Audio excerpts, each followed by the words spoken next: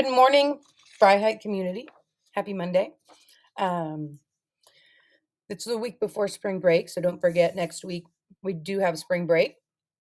But wanted to remind you of a few things, celebrate a few things. So, your Monday message today is going to include our Mystery Box of Doom School Nightmares edition. So, myself, Miss Henderson, and Miss Jordan, the students raised $10,000, got to do Mystery Box of Doom. So that means we were blindfolded and we reached into a box and we had to guess what was in the box, but we did the School Nightmare edition.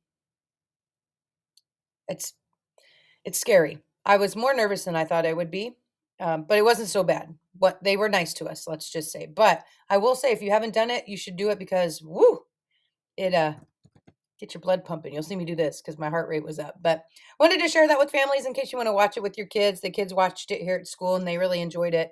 Those that have seen it, but it just made them giggle. So tomorrow is our first grade field trip. So just a reminder for anybody that's on field trips, if you are planning on going on the field trip and then taking your child from the field trip at the end of the field trip, that you need to make sure you have them signed out in the front office. So in the front office, the week prior, for our first grade field trip, we were delayed on this. We didn't have the lists out right away. Somebody became absent, didn't have the lists out, but they are there now. You will sign your name, the person that is taking the student home, so that we can verify with everyone that we're good to go on that. And then the day of the field trip, once the buses leave, the teachers will get a copy of that list so that at the field trip, they will know what student gets to leave with what parent. You cannot take your student from the field trip if you do not sign them out prior to. You have a week to do it, all the way up until the buses leave campus on the day of the field trip. So please make sure that when you're on the field trip and you didn't sign the list, that you aren't asking the teachers to take your child because your name won't be on the list and they will have to say no. So you can also email your teacher, let them know that you're going to come in and sign the list, and then we'll verify that you did. But that is what we do for field trips, so that you can our kiddos can be released to you at the end of the field trip. So first grade, have fun, and we can't wait to hear about it. We're excited, and I know the kids are too. Somebody told me about it this morning. Our field trip's tomorrow, so second graders have their musical performance tomorrow evening too. We have Miss Saldana, Schonkweiler, and Nakata's class that perform 5:30 to 6:30, and then for arrival 6:15 to 7:15, Miss Davison, Miss Noble, Miss Calpuzos, and Miss Fowler's class go. So that's because one of our size, two, our parking situation. But the good thing is the staff won't all be here, so hopefully we'll have some parking spaces available for our families that want to join. Just be prepared to park around the front drive. Also, if you have a vehicle that can make it up in the grass, you can go up there too. Our adventure dash is March 10th. Remember, if you are volunteering, make sure you let them know you're still interested. If you are interested in volunteering and weren't able to before, we would love that. Just make sure you have your background check done. And the Como ISD background check site will be attached to this email. March is Texas History Month. So Dr. Seuss Day fell on Texas Independence Day.